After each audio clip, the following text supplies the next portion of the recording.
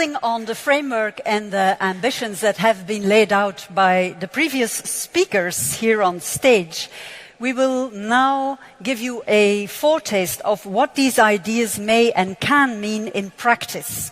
What does it mean to put people first, putting life first, as it is lived, in planning, designing, and in building livable built spaces?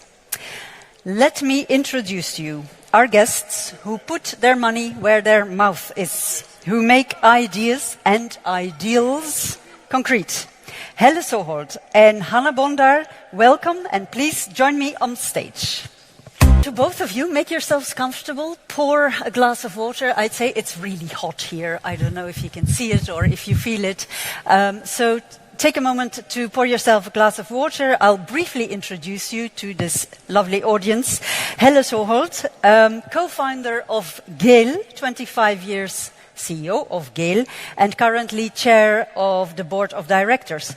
We know you in Brussels, don't we, as an expert on how to organize mobility and especially how to manage the competition between those of us who walk, those of us who take a bike, those of us who use public transport, and automobile drivers. Cities, you say, are a testbed for changes, behavioral changes that may benefit all and create healthier living space. So welcome to you.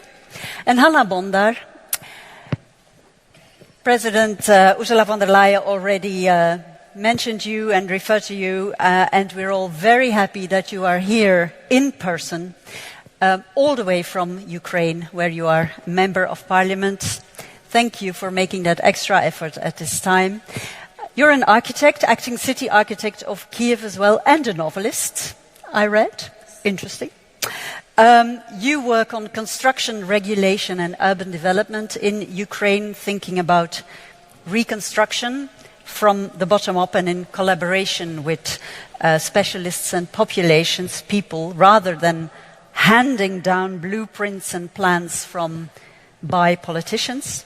And the mantra, build back better, adopted by the UN member states in 2015, is used as a guiding principle and very interesting to unpack in the current Ukrainian context. Now, I'll tell you, we could speak for hours with these two experts. We have 15 minutes. We'll be brief, but dense and very interesting, I promise you. Helle Søholt, I want to start with you. Life, spaces, buildings, the core labels of this year's New European Bauhaus Festival, they're actually stolen from Jan Gehl, the co-founder of Gehl. Tell us, what did it mean, or does it mean, to him and to you, therefore? Well, first of all, it's a great honor for the methodology that has guided my professional life and the lives of Gehl people for so many years, life-space buildings, and to have that frame the New European Bauhaus Festival program. So a great honor.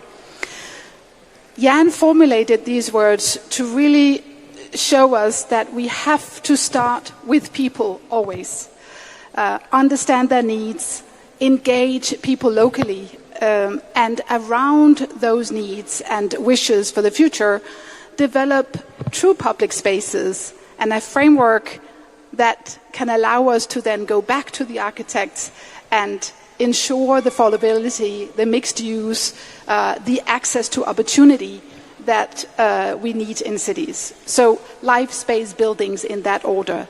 And I think it connects to the New European Bauhaus values in a way that it reminds us that we cannot have beauty in Europe, in our society, in our cities, without having them to be sustainable at the same time and inclusive, starting with people always. And of course, my last point here in the opening, I have been engaged in this movement, you could say, for almost 30 years. And I'm asking myself, how far have we actually come? Of course, I am encouraged by the words from the President, by the whole conference program, but I also think that we need social resiliency in Europe, in our cities, more than ever. And we do not yet have all the structures in place that ensures a holistic approach to city building, where people are really at the heart of planning. So there are still ways to go for us to do that, and that's why we need all the innovation that we can to share all the good examples and create that movement of massive small movement, we could call it. We hear you. That's what this festival is really about, indeed. But I also take away, we have our work cut out for us. That too. Hanna Bondar, it sounds very idealistic, something to strive for, but is that top of your mind in Ukraine, war-torn Ukraine, or is Ukraine at this moment about preserving and at best reconstructing? Really, yes, because at the beginning of this awful war, there was a really large discussion: do we need to restore to recovery right now or after the war? And then we understood that we should leave now, and we should start the recovery right now. And the processes were started. And then the second point has appeared. What should we do? What are priorities? Do we need to put money in this object or this object? Is this Gromada needs more or not? How to get to inclusive construction, inclusive planning, how to make people to be participated. And really discussion what is Build Back Better is still going on. So we have now the special law about Build Back Better, you know. But what we understand, all efforts, our government and local authorities are trying to put to the comprehensive recovery. And what does it mean? To understand reasons and results of putting money and investment in some objects. It's very important, and for this we established the plans and programs of recovery when we can look at the territory, we can look at the demography situation, at the population, at the needs, and understand the priorities of recovery now or in future. The second point is inclusive planning, of course, and inclusive in the building norms, inclusive for people who have limited mobility. You know that now, after the war and during the war, we have plenty people were injured, so we have a problem with it.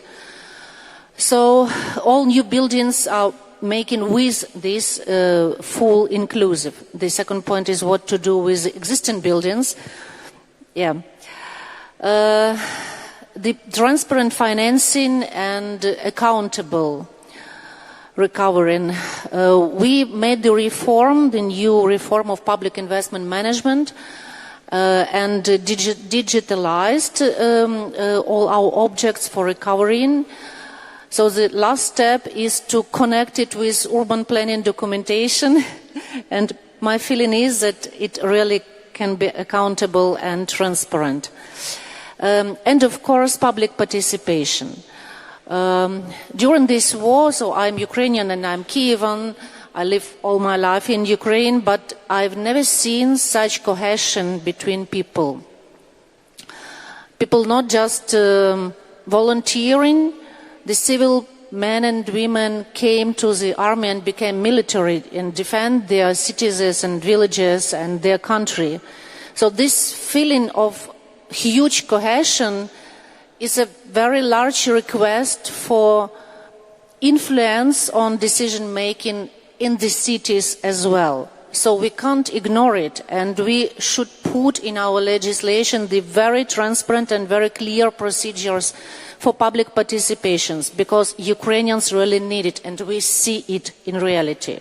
Okay, I can tell more and more, but maybe... That's perfect. No, very interesting. Thank you.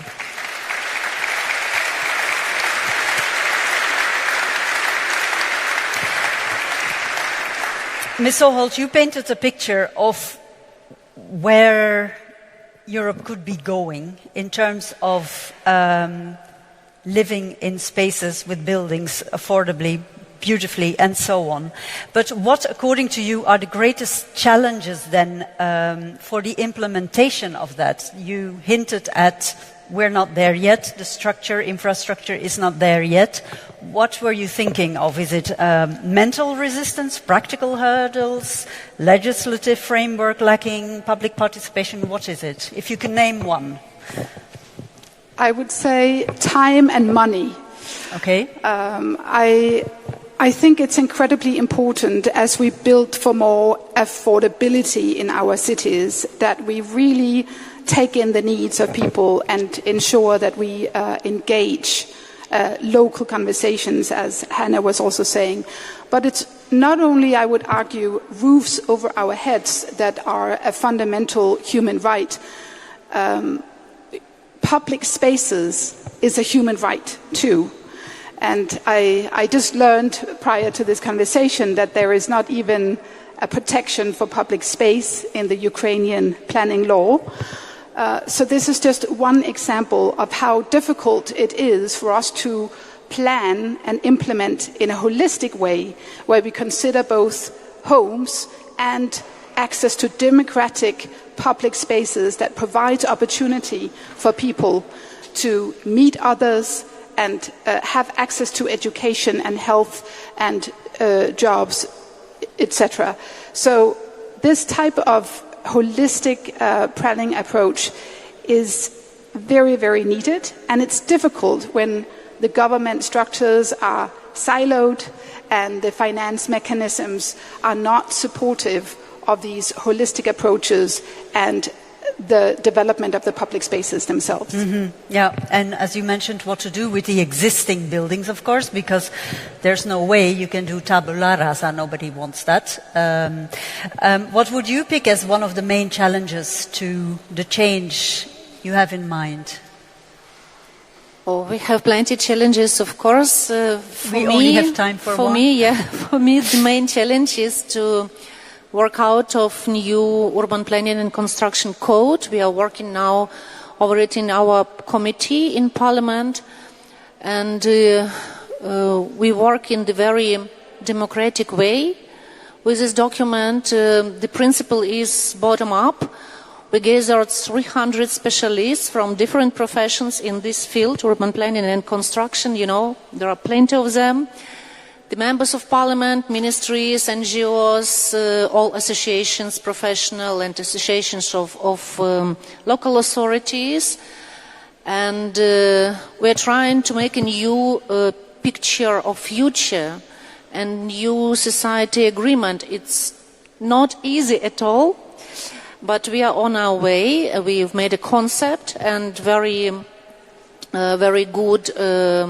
People say that it's very good document. It's open for public, and on the basis of this concept, we are working now over the text of the code.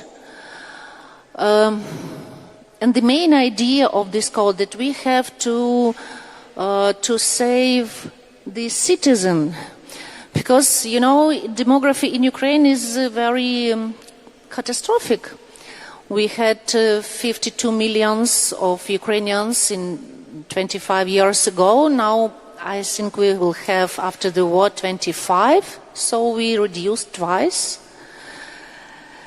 So all the specialists, the local authorities, the developers, businesses and state have to save citizens. So our idea is to make this code, this law, the most human as we can. So we are working over this now and hope it will really help to all recovery processes. And the second point is the real participation of people in the process of recovering, because sometimes the procedures are too formal, you know. So it has to be with the soul. So I think this is, for me especially, it's two main challenges. I thank you both very much. There's much more we could be discussing, but this is all we have time for. You have a large audience with people in high places, important places, so I take it they heard you, and I want to thank you very much, both Helle Søholt and Hanna Bondar. Thank you so much. Thank you. Thank you very much.